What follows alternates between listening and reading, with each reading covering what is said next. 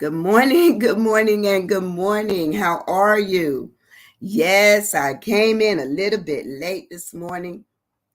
It ended up that I was trying to get my vehicle over to have some service done, and so I was, running back and forth between a couple of things. But someone picked me up and made sure that I got here this morning, and so I'm excited to just tell you that I made it. I am here. I am the her this morning. That's our word, her. What does her mean? Oh man, it means it could be the she, it could be the me, it could be the you, okay? It could be the them. It is what it is. It speaks for itself. It speaks for itself.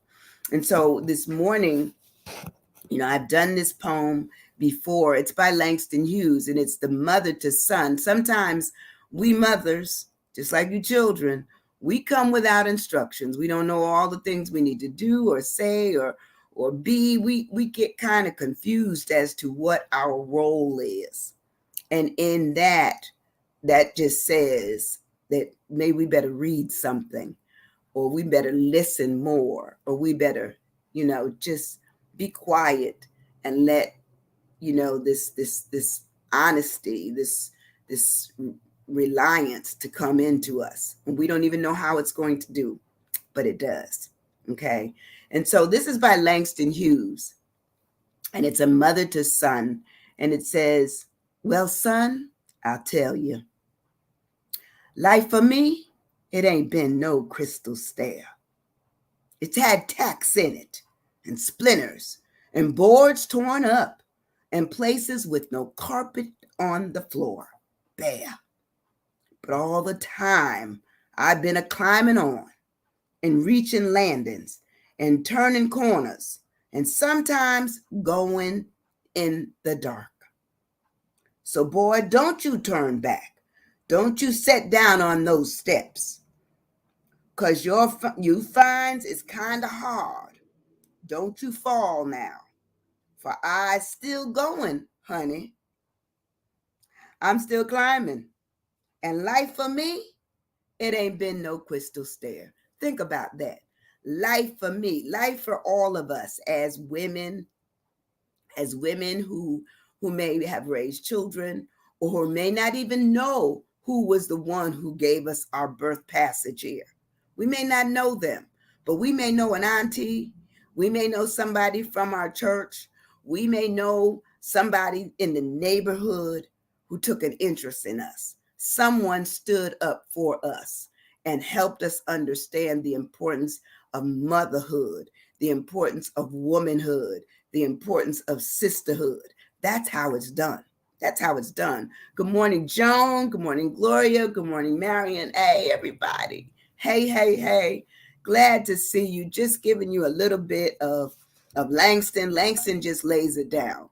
Many of us can say that we grew up in homes where we didn't have tile on the floor. Okay. We had, some of us had, it was borderline. We may have had some aged old carpeting, or we had what they call linoleum. I remember us growing up in a house where it was linoleum floors. And I remember them being cold, and some of the edges rolling up. That's what New York had going on for us. But our house was still warm because my mother made our house comfortable. Okay. Even if there was a place that wasn't right, she took care of that place. She made sure that we understood the importance of still, bringing the family together, keeping us together as a unit. We understood it. We loved it. We loved it. We didn't know all the things that we didn't have because we didn't have them. And most people in our neighborhood were just like us. Okay. And the mother, even though many of the at that time were working and home working mothers, they didn't work outside the home. We understood it. We understood it. We understood that our mother was always there. My mother, as I said the other day, used to walk us to school and walk home. Okay. She'd come get us, and we'd clear out a room if somebody was looking for us. she said, "Oh, where they at?" but we just know that life, was given by a woman with the assistance of a man and the overseeing of God. The overseeing, he knew that you were going to exist. We knew as we got older the presence that our mothers made. We knew it. We understood it. Okay. And I can tell you, when my mother had to go away and my dad was there, he was just routine. We knew what to do. He had established who he was. You know, up at this time, he'd always have breakfast ready, go to school, come home, everything was done. But the absence of our mother just made it feel like it was the weirdest thing ever. We always was looking for, where's mommy? Where's mommy? We just want mommy to be here because she was a fixture. So let's talk about that her. Are you her? Are you? I know I'm her. I am a her.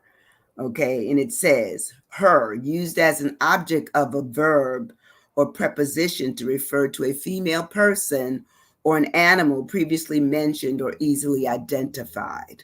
Okay, and it's her, H-E-R, or her, H-I-R, or it's it. It's an it sometimes. Could be a me, could be a them, could be a we, could be a zer, or you. Who are you? Sometimes we don't even know who we are based on the fact that we've let other people identify us. Well, I'm going to say I am that her, who's that woman, who's that educator, who's that leader, who's that motivator. If we identify ourselves, then we can stand up tall in who we are, as women. And we can do some things that really say that we've made, an indelible impression on those of us who are our children, or those who may be feeling as if they are our children. I have young people that they just love to see me, love to talk about me, sometimes call me up and tell me their issues. I honor that. I don't take it lightly. I feel that it's something to be embraced, something to love, to cherish, that my relevancy goes far beyond my child. It goes to other children, that they feel welcomed enough to tell me some things, tell me how they're doing. It's like I always ask, so how are you really doing? Okay, that really puts it in there. Try to draw them in, and they come. They come. I can tell you, about 2 weeks ago, when I was working with the young people the young diplomats from Mozambique, Uganda, and Malawi, I was just so impressed. They were trying to take me home with them, and they absolutely felt that I embraced them with my style of presentation and my willingness to show love across the miles, love across the continents, love across, people, just exchanging ideas, concepts, understanding, and then them being able to own some things for themselves as they were leaving out. That was a blessing to me. So when I look at her, I'm going to ask you a minute. Do you know her? Do you? Do you know her? Are you that her? Are you the one that people can remember and say that they know? It says you always are dropping these seeds. Well, thank you. That's the point. I want to do that. I want to drop seeds and get people to identify with themselves and others. Identify with who they are, whose they are, and what they like about themselves, and what they may need to change, because sometimes we need to change a few things. We may be too stern. We may use too much harsh language. We may be too critical, and then we can back off all of that. And I think the older I get, the less critical I get. I'm not as critical about myself as I used to be. I'm not as critical as to others. I mean, I just feel It's a waste of time. It's a waste of time. People change when they want to change. You may want people to make some changes and they may never make any changes at all, ever. And that's okay. Let them be who they are and understand your relevancy to them. And if you can deal with them, you can. If you can't deal, laissez-faire. You're done with it. You don't have to worry about it at all. So anyway, when we break the word down and I ask you, are you stuck? You're stuck on your her. For my H, is honor. I tell you, I could never have dishonored my mother. Never. She was an honorable woman. I never said anything that I shouldn't say.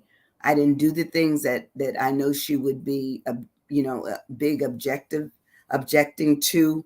I always let it be that I wanted her. I wanted her care, her love, her acceptance.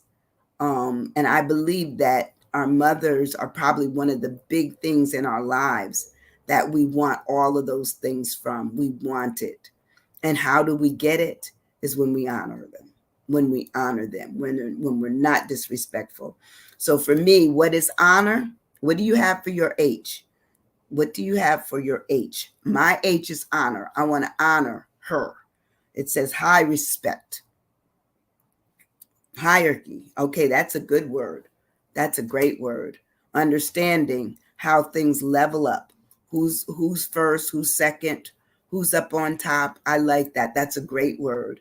So honor is to high respect, great esteem, distinction, privilege, glory, tribute, kudos, importance. It says illustriousness, notability, all of those things. All those things say that we honor somebody. And I tell you, our mothers deserve that recognition. Even posthumously, if they have moved on to glory, they deserve it. Why? Because we work their nerves. Even me as a mother, we worry, we concern ourselves if we haven't heard or how our children are doing, even if they're 30 years old, 35 years old, 40 years old, okay? Or they're 5. It does not matter. I think our jobs as a parent, and we'll start with the mother, and don't think I'm going to be shy on the father because I'm going to do the father next month. We understand our need to know that our children are okay. We need to, even no matter how old we get. I watch my grandmother get into their 90s, and they were still worried about, well, how have you talked to your brother? How is he doing? What's he? That is our business. As mothers, we become very engaged with whatever's happening with our children, regardless. So anyway, when we move on into the word of her, my E is empathy. What do you have for your E? My E is empathy. Empathy is the ability to understand and share feelings of another. My mother was the strongest woman ever. I mean, my dad's death, 6 months after that, 3 months after that, her firstborn son died. You understand that it becomes crucial, vital, wearing on a mother when her children start leaving this world before her. But my mother withstood all, and she would always say, but God, his mercy is I'm still here, okay, to watch over the other ones. But here it is, and as I told you the other day, my mother outlived 6 of her children. 6. There were 10 of us, and now there's only 2 left. So it is what it is. Emotion, that's a good word. That's a great word, because I believe that our mothers help us feel emotion, the love for them, the care for them. And, eventually the roles change. They become emotionally set on and fixed on taking care of us when we are young. When they get older, they become the child and we become the adult, and we become emotionally concerned about their care, how they're doing, what do they need? Is it in the best interest that they stay here or there? That's what we do. That's what we do. So to show empathy, it says that means there's an affinity with it, a rapport with it, sympathy with it. We understand it, that it is there. It says understanding is empathy, sensitivity towards whatever's going on with our children, or with our parent. Once the role is changed, it says sensibility. How sensitive are about you know our children, or our children eventually about us. It talks about that there's this identification, the closeness that starts, very young in the womb, and then it grows and grows and grows and grows, and it forms this bond. You know, I've had a couple of clients who used to say that their wives were jealous of the love that they were able to show their mother. Um, I don't know about anybody else, but a mother's love is a strong love. It is a strong love, or the person that may be in the role of a mother. It's strong. Okay. And I don't think anybody should try to outswim it, outdance it, outrun it, out care above it. I believe that it's a strong bond, and it went on long before, a girlfriend or a wife entered in on that side, or long before a husband or children came along.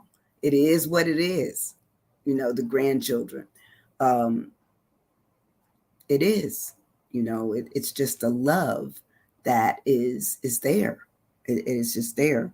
So empathy really talks about this whole idea of identification, how we identify sometimes with the family name and all it stood for, and the mother that brought us, that was a part of that family name, married into it.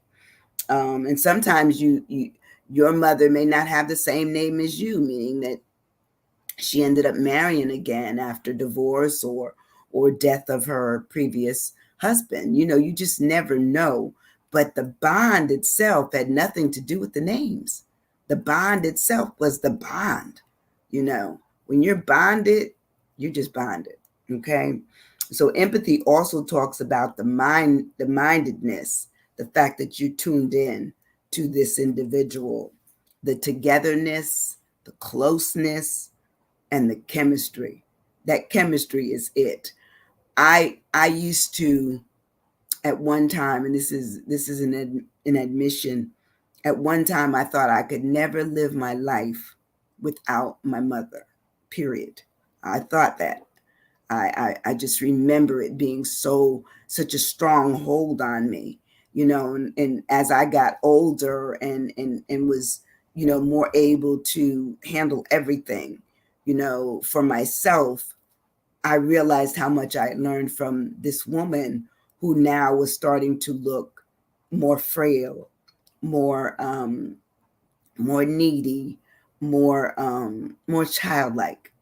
And it really settled in me that my job was now that I stand up for her, that I become who she had made me, be like, which was herself. And even at the end of her life, I remember my mother saying, um, the nurse kept saying, she called me, and I remember I was at the hotel because I had been going back and forth between Florida and New York for weeks. And I was in the hotel, and the phone rang, and she says, "Are you Sandra?" And I said, "Yes." She says, "Listen, your mother keeps calling you. She won't call anybody else." She says, She just says Sandra. Well, my mother never called me any other name but Sandra. So this Sandy stuff and doctor stuff and Winnie, she didn't. She'd probably correct you if she heard all that stuff. But I went to the hospital, cried all the way there because I felt that that was a sign. And I got there. My mother had not been speaking for weeks. And that day she spoke. And she said, Sandra, Sandra, I am a sick girl. Well, the counselor in me, the daughter in me, the love in me said, I hear you, mommy. I will take care of everything. I said, I love you. And she said, I love you back. So sometimes you have to listen to a short sentence that may give you better understanding about who you are and who you've become, just having known someone that was your mother or was like your mother. And I did just what she needed me to do. She said, I'm tired. I'm ready to go. Sometimes it's hard for us to take, but I remember my grieving was already done for my mother.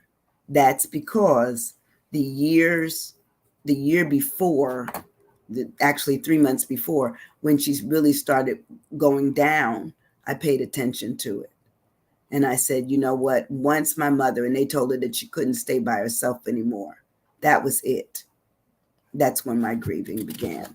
And sometimes we just have to pay attention to what we've been given as children to understand the significance of our parents.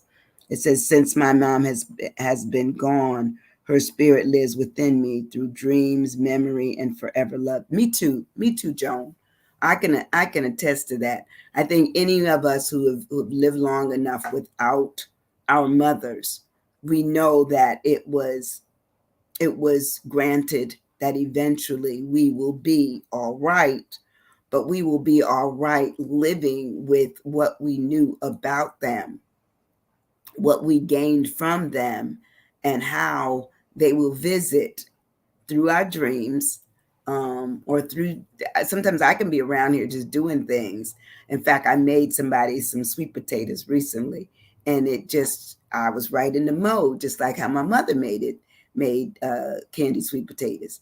And she didn't like it where the juice, where they had so much juice that the juice was like a thickness. She wanted a light juice so that they would stay moist and not sticky. And so I know how to do that. Her macaroni and cheese, I know how to do that.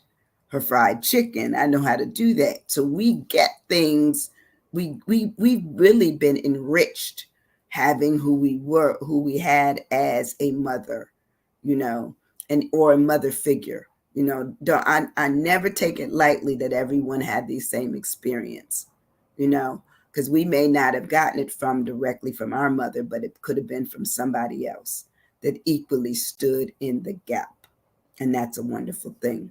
And lastly, I have, for the her in me, I have refined.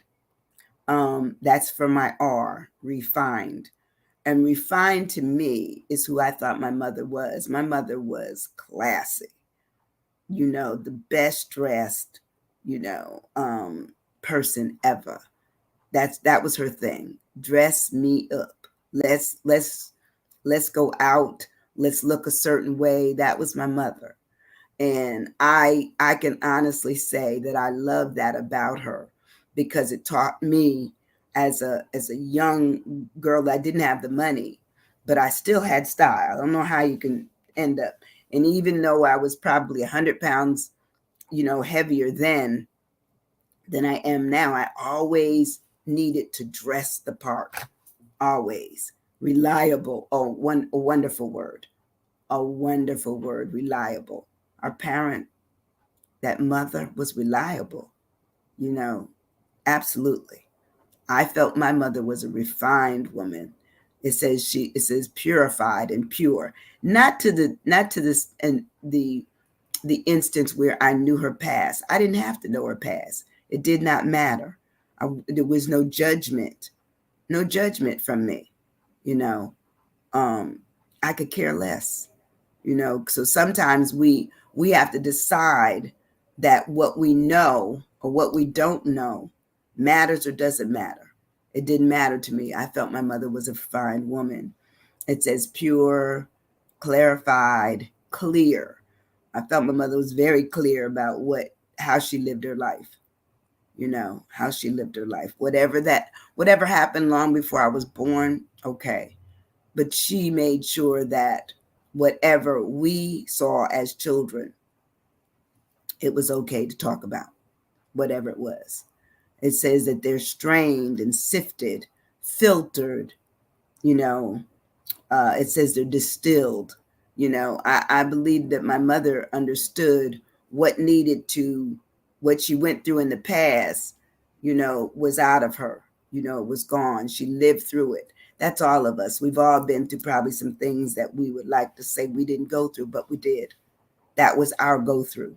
It was given by God that we were going to be stronger, better, wiser, women once we finished it, but we went through it.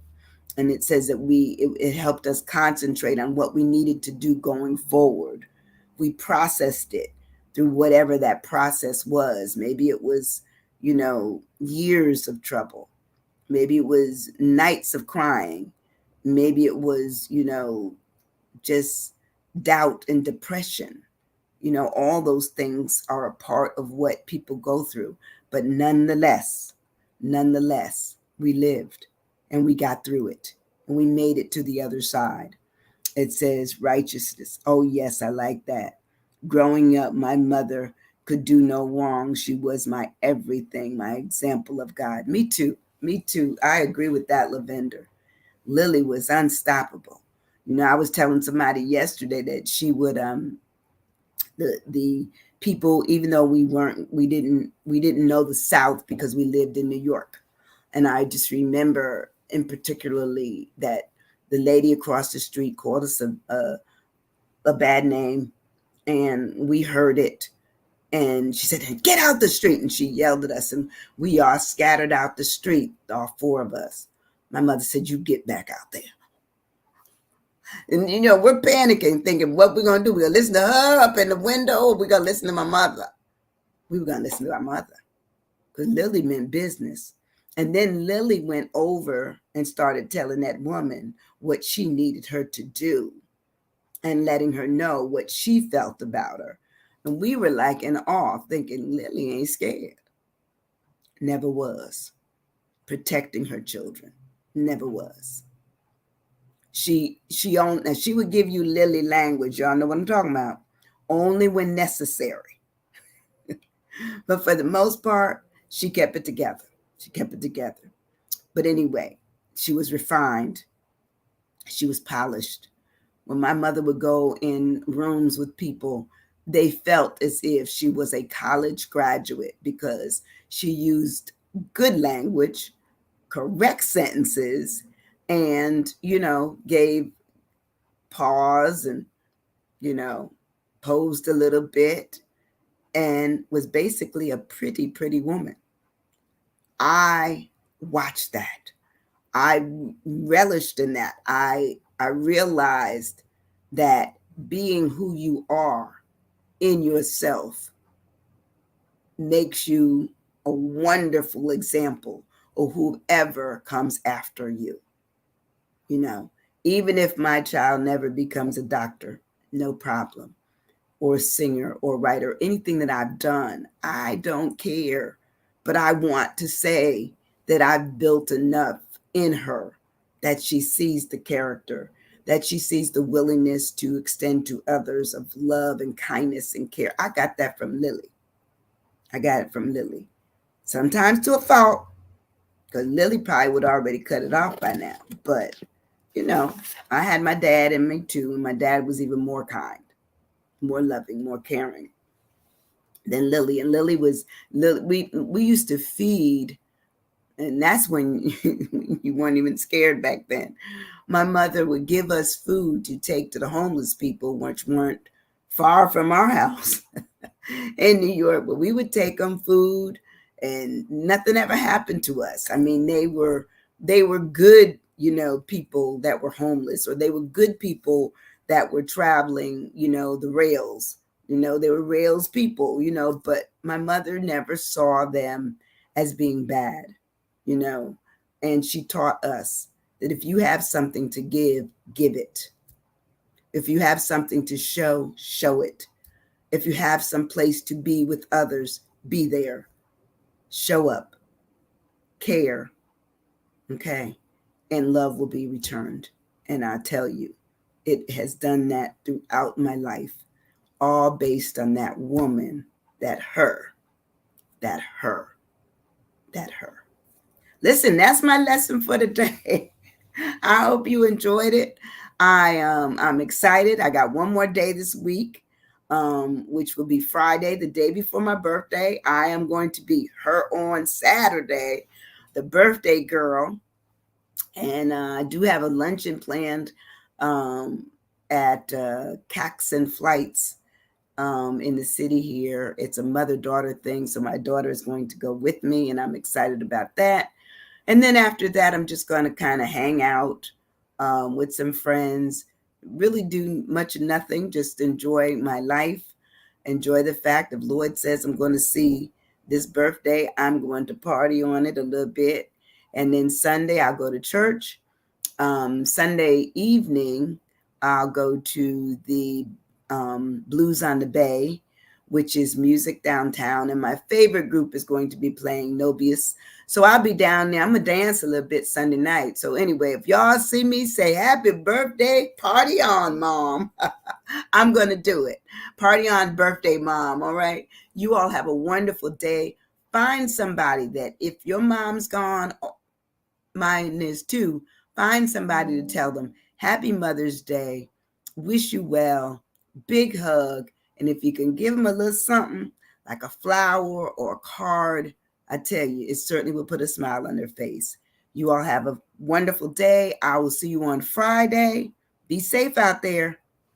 Love you very much. And ask yourself, are you stuck? You do that. You make the decision. I'll see you soon. Thank you so much for coming. Have a great day. Bye-bye.